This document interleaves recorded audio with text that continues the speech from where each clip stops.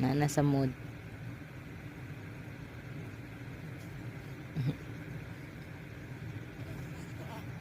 Jesus. Ano sa kanday? Katawa magpagihagwa. Kay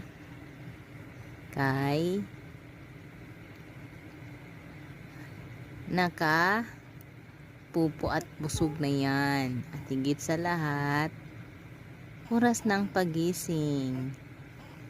1 a.m. in the morning.